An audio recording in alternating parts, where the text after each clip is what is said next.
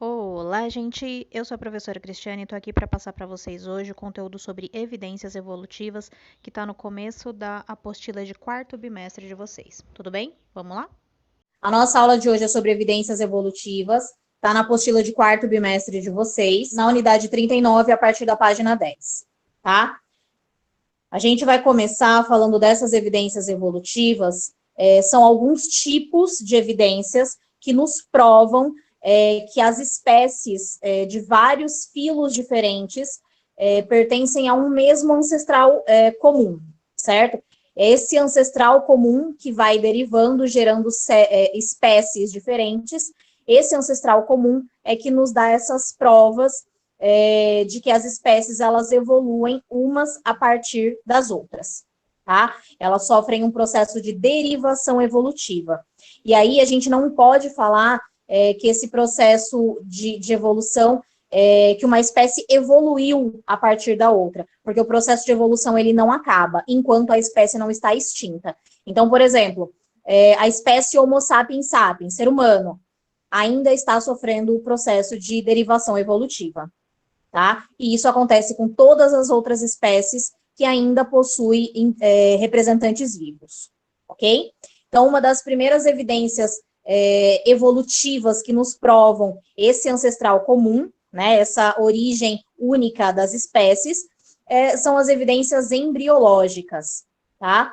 Nos primeiros passos da vida, essas 5 classes de vertebrados que está mostrando na imagem aí de baixo, todas elas possuem cauda nos primeiros passos da vida, né? Isso prova que todos eles possuem um só ancestral comum.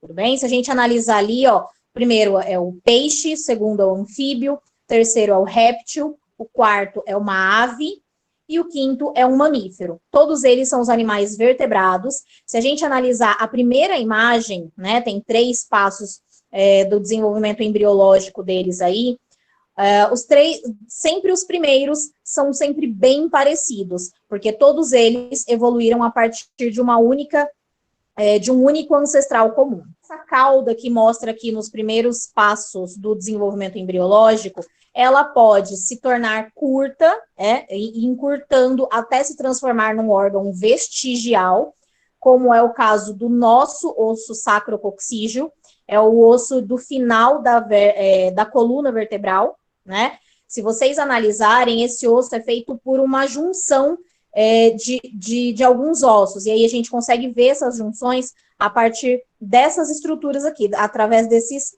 foramens, tá? Tá aqui como foramina, ou também chamado de foramen.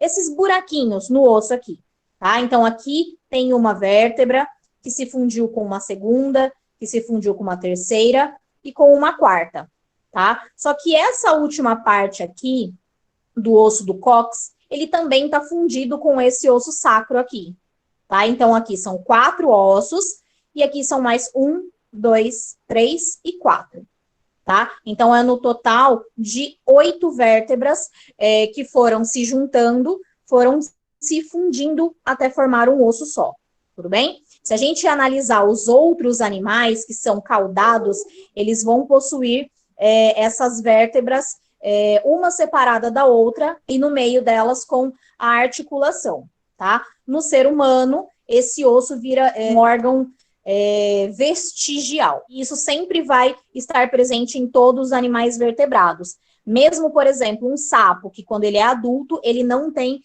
essa cauda. Entretanto, quando ele é girino, ele tem cauda, tá? O réptil, ele vai ter cauda ainda quando adulto.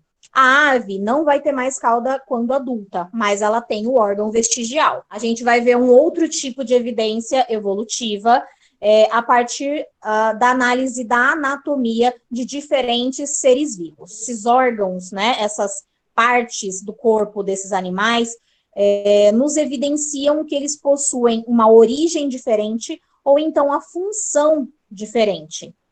Tudo bem? No caso aí dos órgãos análogos, eles vão possuir diferente origem embriológica. Olha só, a gente está falando da asa de um morcego, que é um mamífero, de um pássaro aí, que é uma ave, e a asa de uma borboleta, que é um inseto, ele é um invertebrado, artrópode, certo?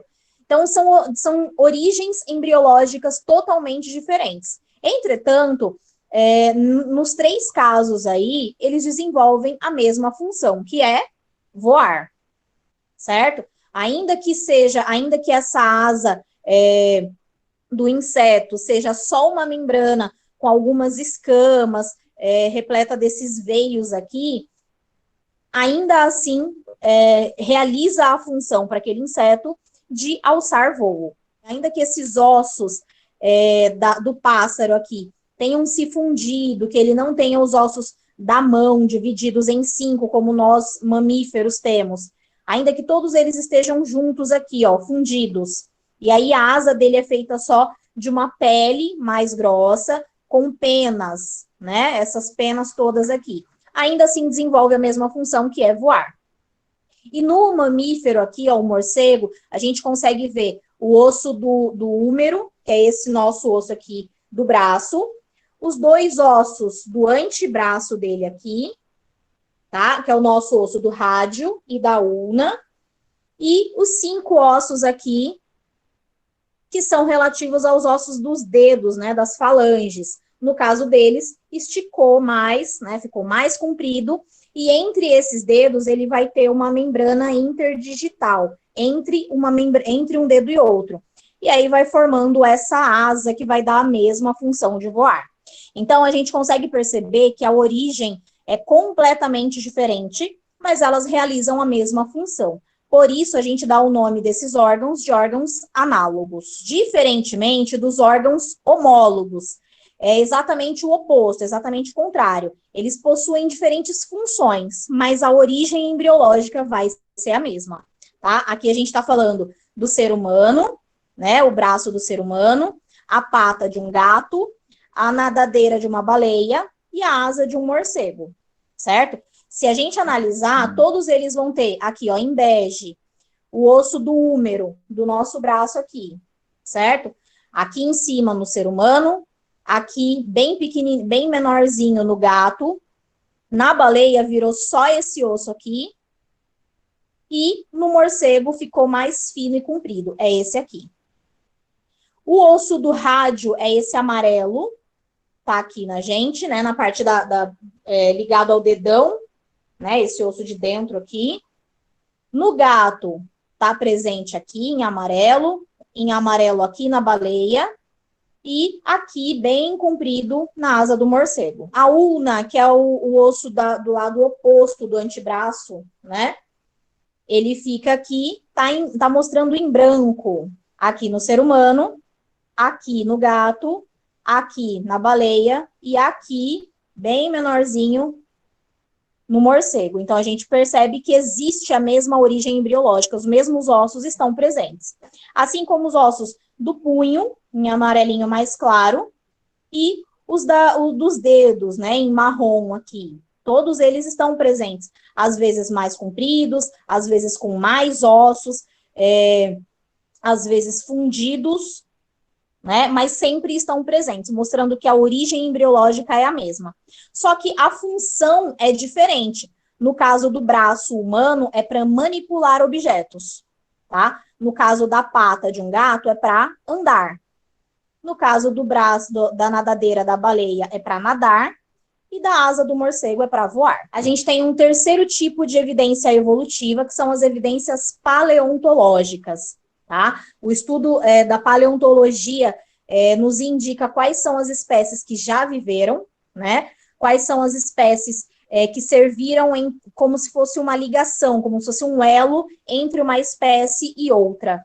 Tá? Inclusive, essas espécies, elas nos provam essa ligação entre uma espécie e outra. Então, não é só uma evidência paleontológica, ela é uma prova evolutiva. Tá?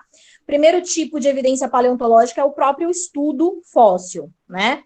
É uma evidência da evolução, porque as camadas geológicas mostram o aparecimento e a extinção de espécies. Não é todo lugar que dá para ver realmente, mas em todo lugar está presente essas camadas geológicas, né? Elas nos indicam eras e eras passadas, tá? Os períodos passados desde do período Cretáceo, Jurássico, todos eles dá para visualizar em camadas geológicas diferentes. Fazendo estudo paleontológico nessas camadas geológicas, é possível encontrar fósseis de espécies que já foram extintas, e aí, de acordo com a localização nessa camada geológica, dá para saber quando que foi extinto, tá?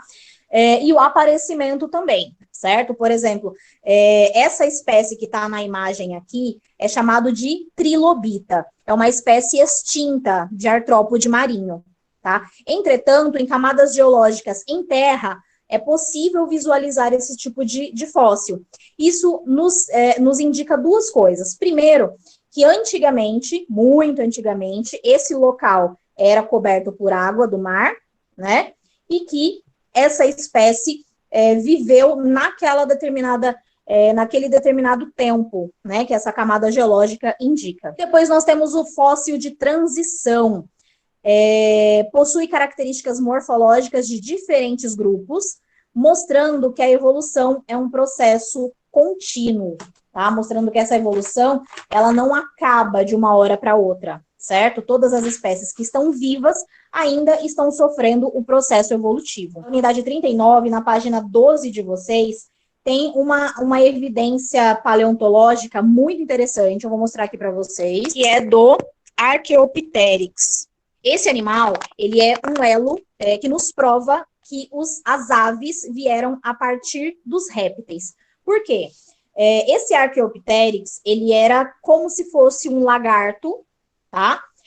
Então, ele tinha uma parte do corpo dele recoberto de escamas, igual um lagarto tem. Ele tinha uma cauda, que nem os lagartos têm.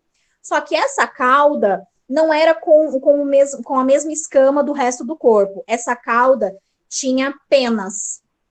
Ele tinha braços menores, né, do que o que ele conseguiria andar como se fosse um lagarto.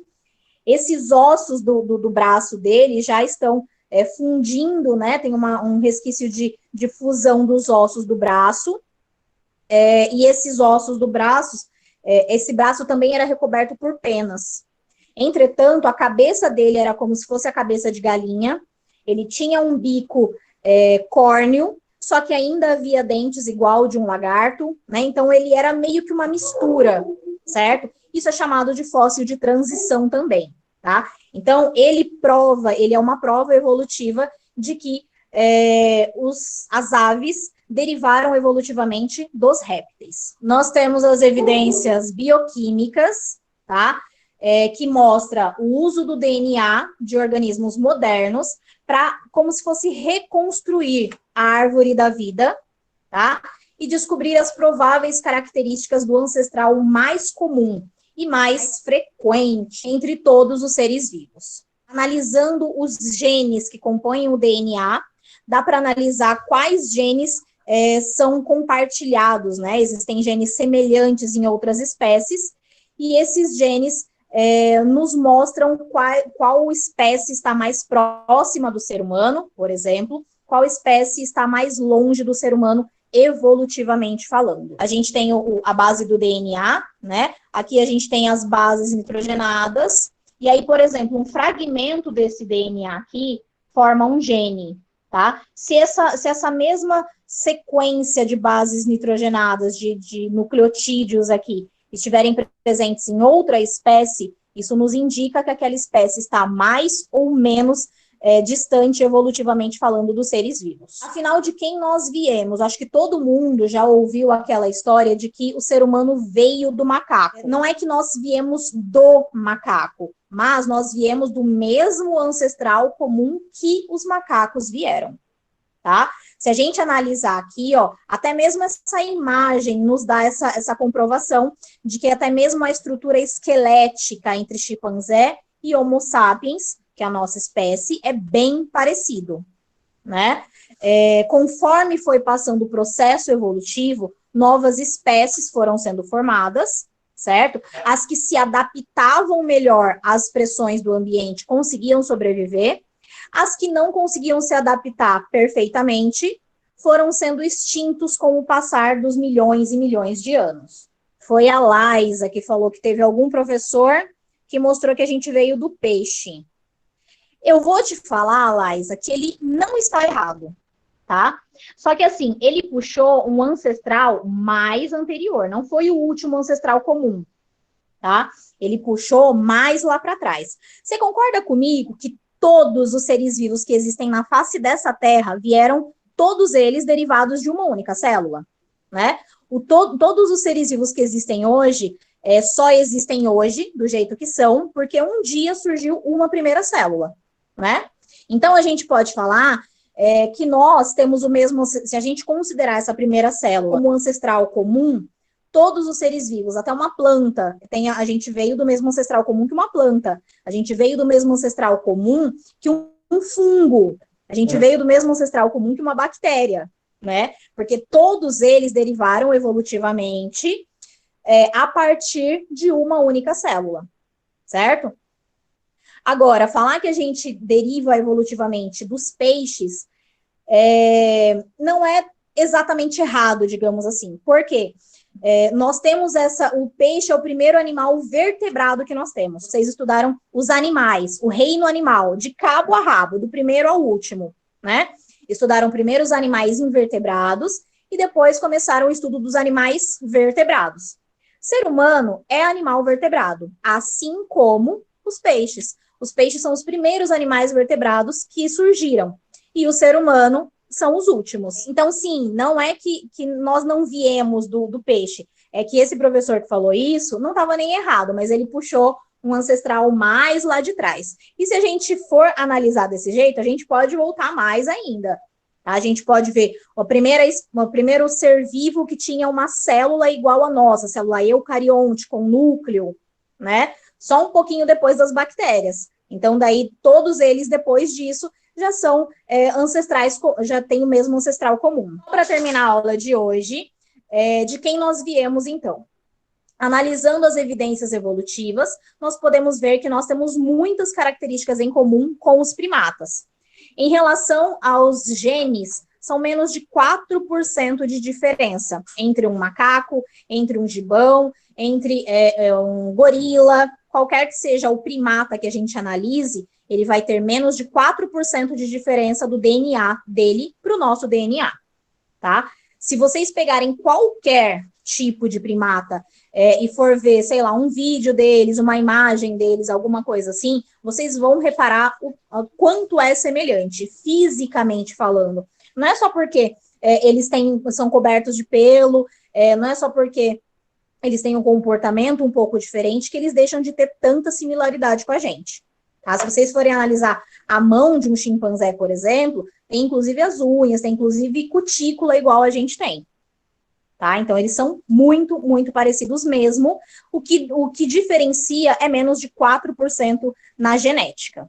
Tá? E isso, fisiologicamente, anatomicamente falando, dá uma diferença mais sutil ainda. Especificamente entre homens e chimpanzés, a similaridade genética é maior que 99%. A primeira imagem aí, estrutura esquelética da cabeça, e o último do Homo sapiens, tá?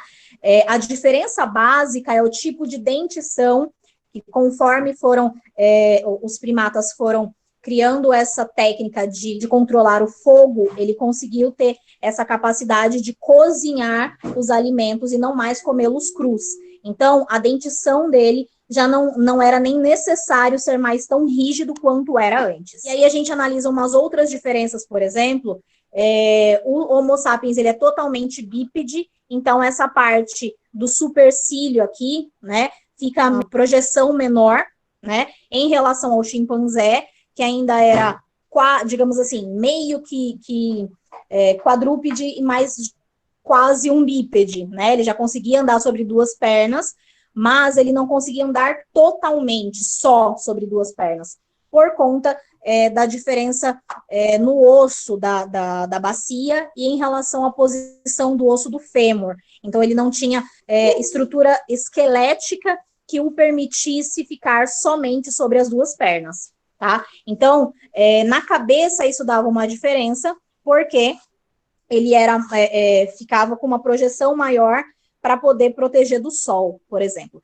E assim, existem várias outras diferenças que são bem sutis entre um e outro, mas analisando todas essas diferenças, a gente percebe que elas são poucas e que elas aproximam muito todos esses primatas do ser humano, tudo bem? Provando que, no final das contas, nós e todos os outros primatas derivamos de um único ancestral comum.